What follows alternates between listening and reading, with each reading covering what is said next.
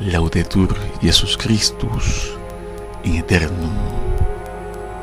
Os saludo a vosotros, espectadores de este inframundo virtual, para hablaros en esta primera parte de una especie de síntesis, de un pequeño catecismo de las herejías del Conciliábulo Vaticano II.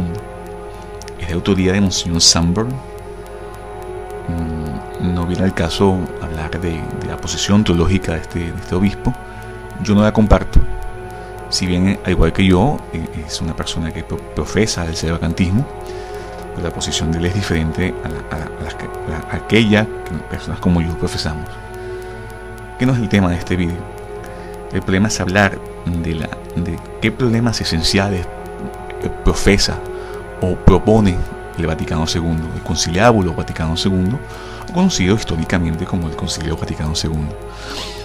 Hay que saber que el Concilio Vaticano II enseñó doctrinas que ya habían sido condenadas por la Iglesia y disciplinas que son contrarias a la enseñanza y práctica constante de la Iglesia. Es así, el Conciliábulo Vaticano II ya está condenado por la Iglesia.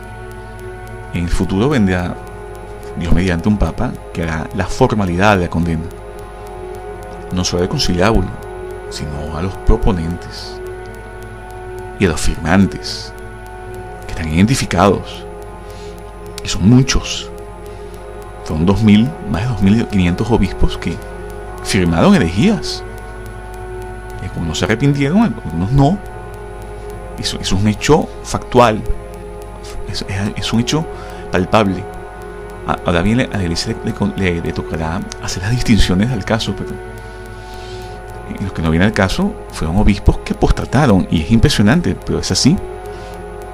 Solo pocos se mantuvieron en la fe y algunos pocos reaccionaron, algunos con más éxito que otros, pero un puñado, ¿eh? No creáis que son muchos, ¿eh? Entonces, que también son otros temas, pero hoy en esta parte me gustaría hablar de una de esas grandes herejías del Conciliábulo Vaticano II. Pero hay que saber primero que el Conciliábulo Vaticano II plantea 4 grandes errores. El primero, sobre la unidad de la Iglesia. El segundo, sobre el ecumenismo. El tercero, sobre la libertad religiosa. Y el cuarto, sobre la colegialidad. El tema que nos corresponde hoy, una parte de este vídeo, es abordar qué doctrina falsa enseña el Vaticano II sobre la unidad de la Iglesia. El Vaticano II enseña una herejía sobre la unidad de la Iglesia, a saber que la Iglesia de Cristo no se identifica exclusivamente con la Iglesia Católica, sino que solo subsiste en ella.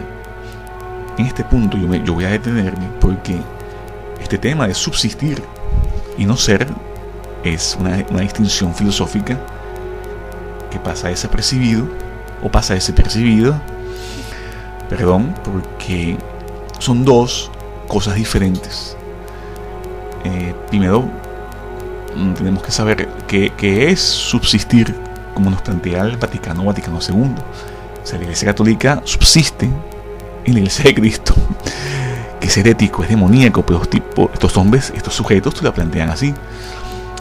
La palabra subsistir, porque hay que entender lo que es la palabra subsistir. Hay personas que os van a decir, sobre todo de la línea media, no, que esa palabra subsistir es más bien, es más superlativa que la palabra ser.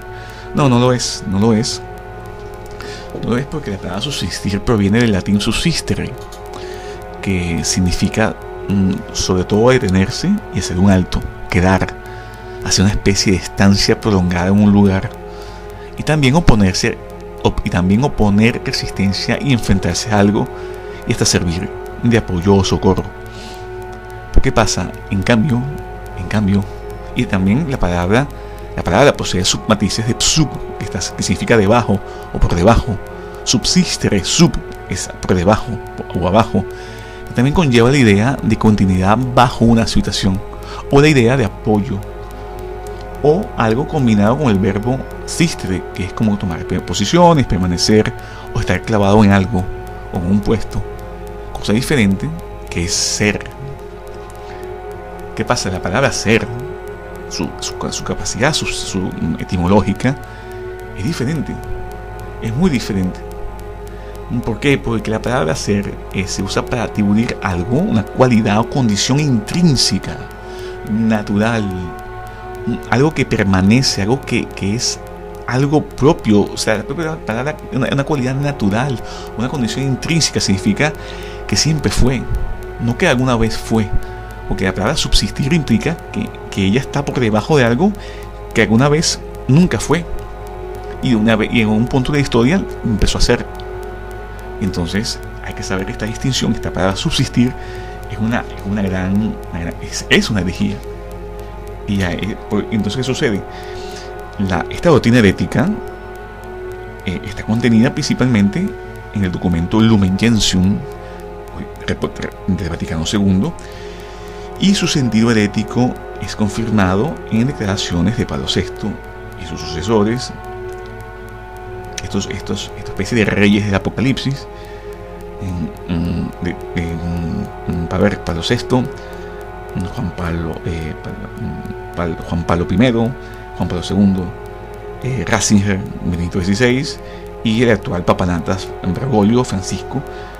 Y en particular, estos errores se mantienen en el Código de Derecho Canónico de 1983, de autoría de super hereje santo, entre comillas, ¿no? Esto es una contradicción, pero así muchas personas lo denominan, el santo Juan Pablo II, o está también en la Declaración sobre la Iglesia y la Comunión de 1992, y en el Directorio Ecuménico. El Directorio Ecuménico es una especie de libro muy breve, porque es algo que hay que saber. Los documentos del Vaticano II son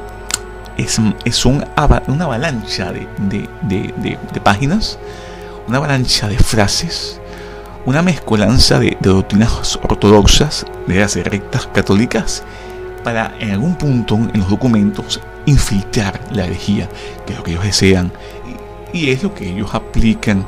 Tanto así que aquello que os acabo de decir, que estas doctrinas heréticas de que la Iglesia Católica subsiste en la Iglesia de Cristo, está también enmarcado un directorio ecuménico, que es una especie de compendio de principios y normas, una especie de manual del buen comunista, ¿no?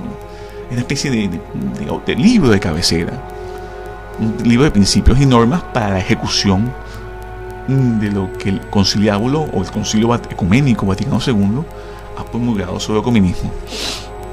Y son una especie de instrucciones e indicaciones, y son apenas 30 páginas, porque es lo que interesa. Lo que interesa es meter la herejía que está en Lumen Gentium. ¿Cuál es el problema? De que la Iglesia de Cristo no es la Iglesia Católica. Esa es la herejía. Necesitan aplicarlo y apenas necesitas 30 páginas. Pero para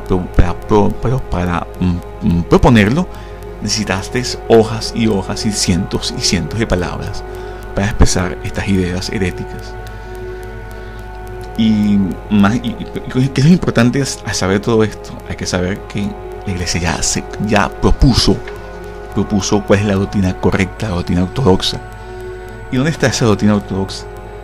Estas enseñanzas heréticas que os acabo de plantear son contrarias a la enseñanza de la Iglesia Católica, contenida principalmente en un documento del Papa León XIII, León XIII, que se llama Satis Cognitum. En ese documento, que sí son bastante breves, o son lecturas relativamente concisas, no son textos interminables, como os acabo de decir, como plantea los infinitos documentos, los 16 documentos del Vaticano II. Estas encíclicas son más cortas de los papas católicos, como la Satis Cognitum, donde plantea León XIII que la Iglesia Católica, la Iglesia de Jesucristo no consiguió ni formó la Iglesia de modo que se comprendiese una especie de pluralidad de comunidades semejantes en un género, y por ende distintas y no ligadas por esos vínculos que hacen la Iglesia como indivisible o única.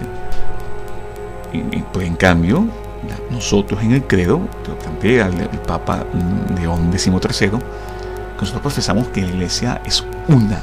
Lo profesamos en el credo de los apóstoles, en el símbolo de los apóstoles. También lo profesamos en el credo de Nicea Constantinopolitano. Y también en esta encíclica también el Papa León XIII plantea que la Iglesia es una y ya es perenne.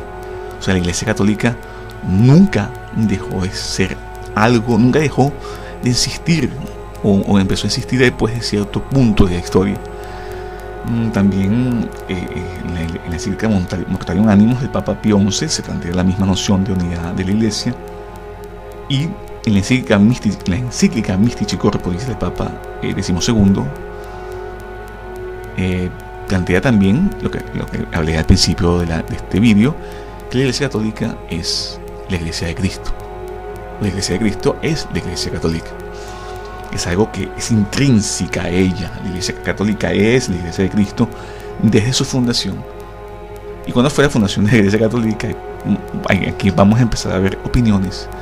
Yo soy más partidario de que la Iglesia católica ella nace en la crucifixión de Cristo.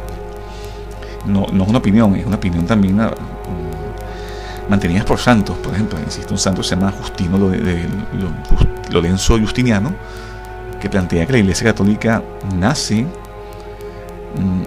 virgen inmaculada de una madre que también es virgen inmaculada en la crucifixión, cuando Jesús le encomienda a Nuestra Señora a San Juan Apóstol. Y dicho esto, también esta teoría de la encíclica, del documento de la Constitución Apostólica, de no equivocarme, del Lumen Gentium del Vaticano II, que contiene la herejía del ataque a la unidad de la Iglesia, está condenada como una teoría de las ramas, publicada ya por el Santo Oficio bajo el Papa Pío IX.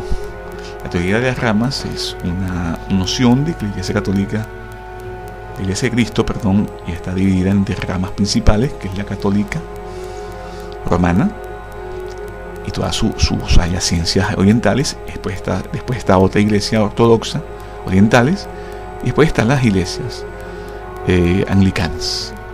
Está una que se considera única, y están otras 2 históricas, como la iglesia ortodoxa, que nace en el siglo XI, en el siglo XI, en 1054, formalmente, y el cisma anglicano, que se produce en el siglo XVI.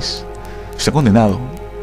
Necesitan 3 iglesias que ya juntas formen una sola iglesia. Entonces, quedo por acá. Espero no extenderme más de lo necesario en este audio, y espero que os mantengáis en gracia y en oración. Iuvedom me benedicere, ad societatem civium supernorum perducamus ex sanguinorum. Amén.